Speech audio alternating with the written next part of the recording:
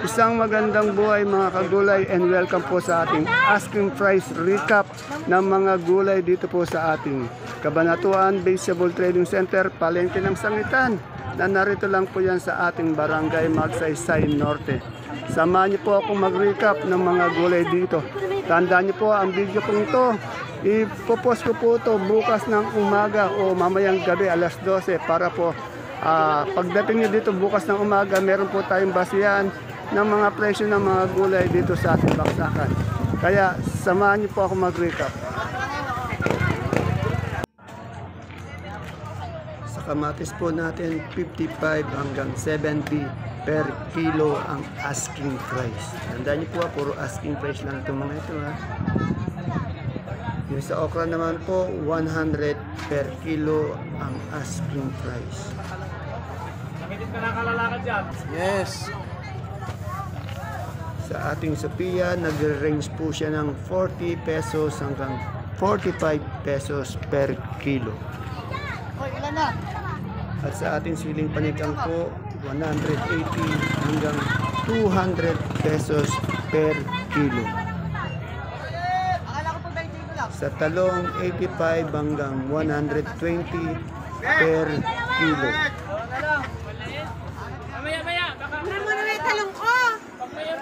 Sa ating bonito pong ampalaya, 35 hanggang 40 per kilo. At sa ating sitaw po, 120 hanggang 180 per kilo asking price.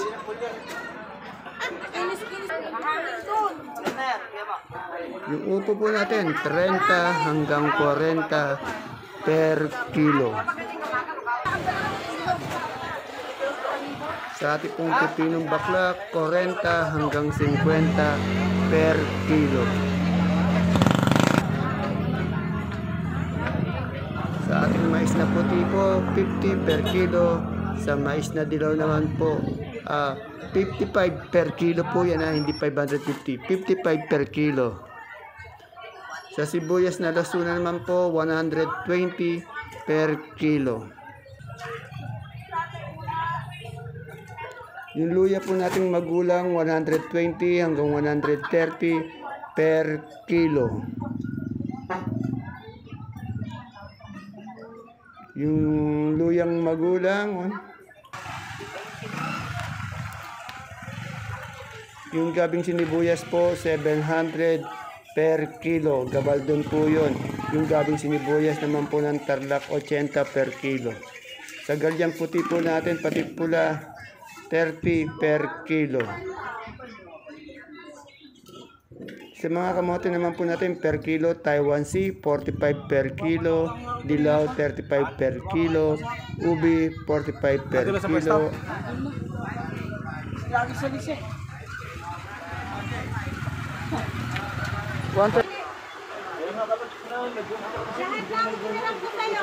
Sa kalamansi naman po 100 1,200 hanggang 1,400 per red bag o isang buriki. Sa papaya po, 12 pesos hanggang 15 pesos per kilo. Sa suprema naman po natin, 16 pesos hanggang 17 pesos per kilo.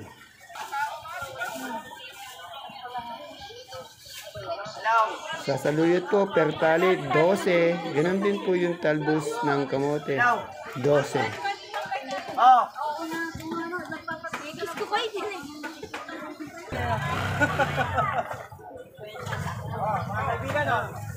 Yung ampalaya po natin, magaganda yung ampalaya. Ang dami ampalaya kanina, 100 pesos per kilo. Medyo bumaba yung ampalaya.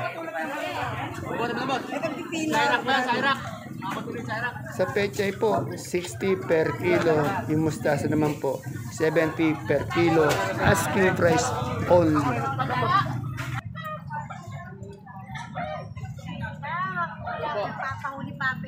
Yan, yung pipino pong puti, 30 hanggang 40 pesos per kilo.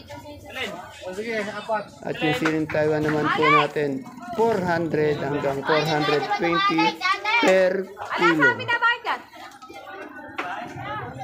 Sa siling sultan, 100 pesos hanggang 130 per kilo.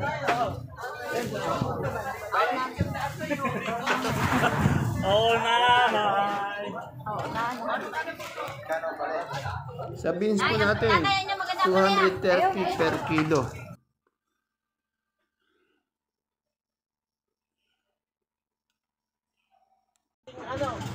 Repolyo, 300 pesos per bundle. Sa pechay bagyo naman po, 350 per bundle.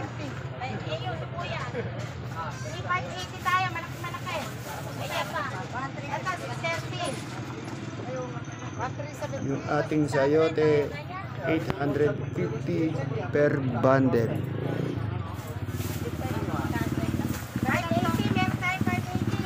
Sa ating carrots, 850 per bundle.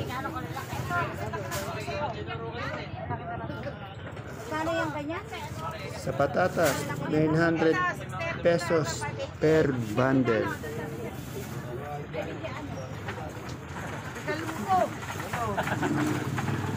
Sa broccoli, 160 per kilo.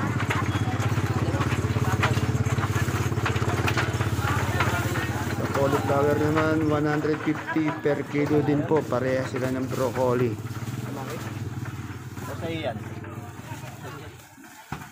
At sa ating green bell po, 250 per kilo. Ulit mo ano? Ay, papalo ko dito eh. Sa red bell, 150 per kilo. Normal ho yan. Meron siguro 2 kilo yan, no? Tapos kalating Yung kilo. ating lemon po, 180 per kilo. Imported po yun eh. Celery, 140 per kilo.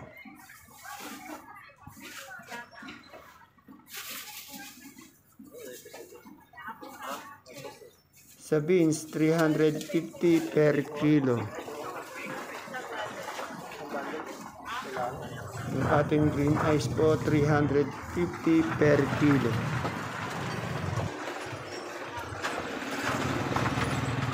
Yung pipinong Jackson po natin, 1,000 per bundle. Sa sibuyas na puti naman po na China, yung malaki 650 per bundle o red bag, medium 580 per red bag. Yung Holland po 1,000 pesos per red bag. Sa sibuyas na pula naman po, yung China natin na malaki 850 per kilo, medium 950 per kilo. Yung Holland po natin 1,000 pesos per kilo. Per kilo per red bag. Medium 950 per red bag, Holland 1,000 per red bag. Yung local na sibuyas naman po natin 1,700 per red bag. Tumaas po uli yung ating local na sibuyas. Sa ating namunggo naman dabo, 2,550 per bag or 25 kilos. Yung bawang super white po, 550 per bag or per pink bag. Yung bawang na kanso naman po, 460 hanggang 470 per bag. Ayan po mga kapalengke ang ating pinaka-latest asking price update ng mga sariwang gulay po dito sa ating Cabanatuan Vegetable Trading Center ngayong araw po ng linggo. Okay, see you po again tomorrow sa ating next week up. Bye bye. God bless us all po.